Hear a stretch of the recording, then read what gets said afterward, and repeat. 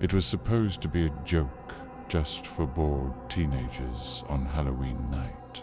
A stolen bottle of vodka, a dusty Ouija board from someone's attic, and a dare to spend an hour in the old Maplewood cemetery. "You guys are such babies," Sierra had said, setting the board down on a cracked tombstone.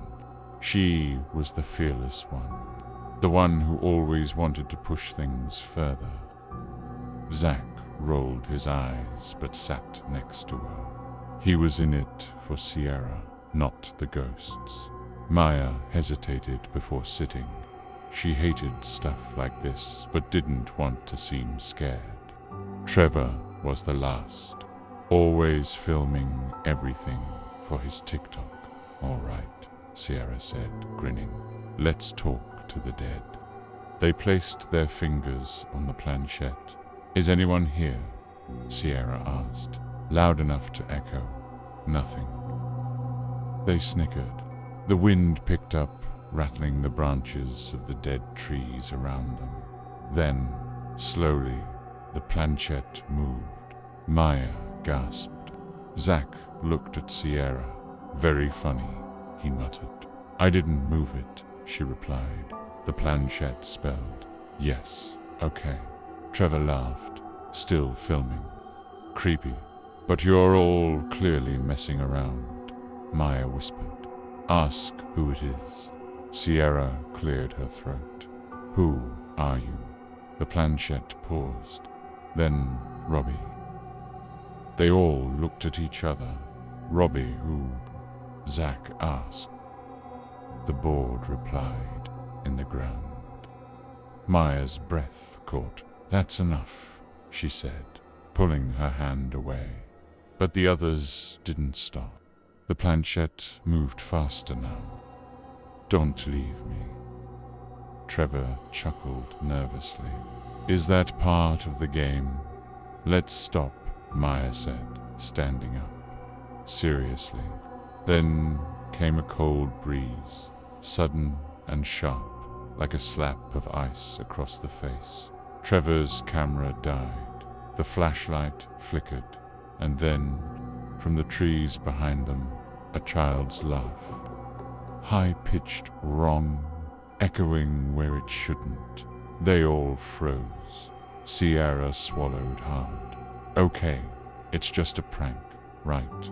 Zack turned in a circle. "Who's there?" No answer, but the planchette moved again. "Thank you, I'm awake." The board flipped itself off the tombstone. No one touched it. The flashlight went out completely. Panic set in. "Run," Maya said, backing away. Trevor tried to turn on his phone. Dead. Then they saw him, a boy standing at the edge of the cemetery, backlit by nothing, just shadow and fog. He looked about 8 years old, dressed in old-fashioned clothes, still, silent. And then he smiled, his mouth stretched too wide, too long, too full of teeth that weren't human. They ran, fell, scrambled, screamed. They didn't speak until they were safely on the sidewalk. Far from the gate, Zack threw the board into a dumpster. Never again. They all swore to never talk about it. But that night, each of them received a text from an unknown number. No words, just a picture. It was them sitting round the tombstone. But the photo wasn't from Trevor's camera. It was taken from inside the grave over the next few days. Weird things started happening.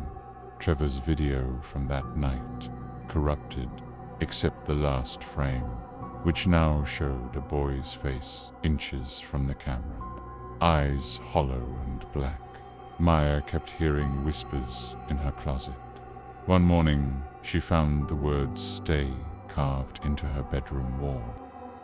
Zack's little sister began talking to an imaginary friend named Robbie, who lives in the floor. and Sierra never showed up to school again. They found her a week later in her room, smiling, eyes open, dead. The Ouija board was on her chest, burned into the wood beneath her like it had melted through.